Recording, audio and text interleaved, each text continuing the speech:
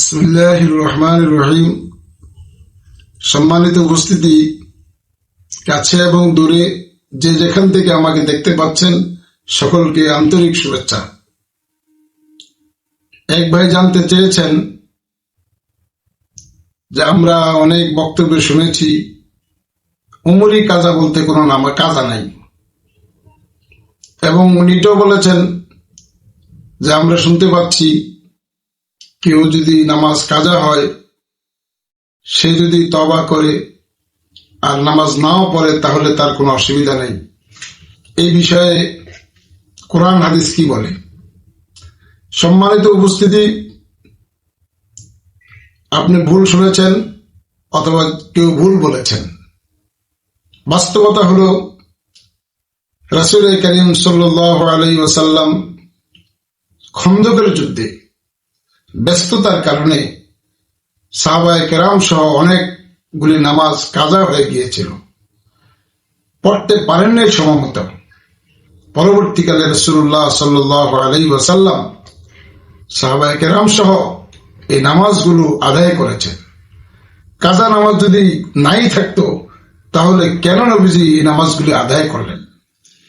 তাছাড়া রাসূলুল্লাহ সাল্লাল্লাহু আলাইহি ওয়াসাল্লাম বলেছেন, কেউ যদি ঘুমিয়ে থাকে অথবা যদি নামাজের কথা ভুলে যায়, যখন তার স্মরণ হয় তখনই তার একমাত্র কাফফারা হলো নামাজের কথা স্মরণ হওয়ার সাথে সাথেই নামাজ আদায় করে নিতে হবে।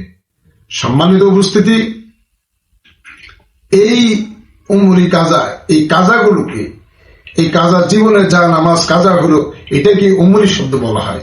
এটা মূলত হাদিসের কোনো পরিভাষা না, এটা আমাদের পরিভাষা, যে আমাদের জীবনের যতগুলি নামাজ কাজা, সেই কাজা নামাজগুলিকে আদায় করার পদ্ধতি কি, সেই জন্য অনেকে উমরি শব্দ ব্যবহার করেছেন।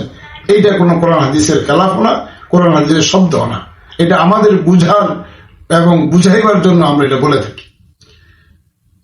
একজন নামাজি তার যদি 5 ওয়াক্ত অথবা তার চেয়ে কম যদি কাজা হয়, তাহলে তাকে সিরিয়াল মেনটেন করতে হবে। আগে যোহর, তারপরে আসর, তারপরে মাগরিব, তারপরে এশা। যদি তার 5 ওয়াক্তের বেশি কাজা হয়, 50 ওয়াক্ত, 200 ওয়াক্ত, 100 ওয়াক্ত কাজা, সে কিভাবে আদায় করবে? অনেকে আছে সে 40 বছর বয়স পর্যন্ত নামাজই পড়ে না। সে কোনো না কোনো আলেম ওলামাদের সোহবতে গিয়ে, অথবা তাবলিগে গিয়ে, অথবা কোনো পীর মাশায়েখের কাছে গিয়ে, অথবা সে কোনো আলেম ওলামার বক্তব্য শুনে তার নামাজ পড়ার প্রতি অনুভূতি হয়েছে, সে নামাজ পড়বে। এখন সে কাজা নামাজগুলি কিভাবে করবে?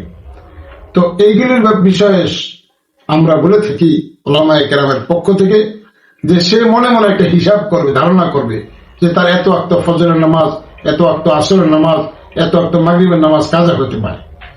সেই মনে মনে ধারণা করে সে নিয়ত করবে, আল্লাহ আমার জীবনের যত ওয়াক্ত আসরের নামাজ কাজা তার প্রথম ওয়াক্ত পড়তেছে, অথবা আল্লাহ আমার জীবনের যত ওয়াক্ত যোহরের নামাজ কাজা তার শেষ ওয়াক্ত পড়তেছে। এবং সে পড়তে পড়তে পড়তে পড়তে এক সময় তার মনের সাক্ষী দিবে যে আমার এখন আর মনে হয় কাজা নামাজ নাই। তখন সে আল্লাহ তাআলার কাছে তওবা করবে যে আল্লাহ, আমি আমার সামর্থ্য অনুযায়ী আমি আমার জীবনের কাজা নামাজগুলি আদায় করছি, এর মধ্যে যদি থেকে যায় আল্লাহ আপনি আমাকে মাফ করে দিবেন। কিন্তু প্রিয় হাজিরিন, সকলকে গুরুত্ব সহকারে আমি এটা অনুরোধ করব যে নামাজের প্রতি আমাদের গুরুত্ব দেওয়া উচিত, এবং কাজা নামাজগুলি আমাদের একটা এখন থেকে আমাদের প্রতিজ্ঞা করা দরকার যে আমার কোনো নামাজ কাজা না হয়। দ্বিতীয়ত হলো, প্রতিদিন আমি 1 ওয়াক্ত নামাজের সাথে 1 ওয়াক্ত কাজা আদায় করি। ফজরের কাজা ফজরে, জোহরের কাজা জোহরে, আসরের কাজা আসরে। এইভাবে যদি আমি করতে থাকি তাহলে প্রতিদিন আমার 5 ওয়াক্ত কাজা আদায় হয়ে যাবে। এভাবে 1 বছরে 365 দিন, 365 দিনে আমার কতগুলি কাজা নামাজ আদায় হয়ে যাবে। আর এছাড়া কাজা নামাজ যে কোনো সময় আদায় করা যায়। জোহরের কাজা আসরে করা যাবে, আসরের কাজা নামাজ মাগরিবে পড়া যাবে, কোনো বাধা নেই। আল্লাহ তাআলা আমাদেরকে উমরি কাজা নামাজগুলি আদায় করার তৌফিক দান করে। ওমা তৌফিক ইল্লা বিল্লাহ।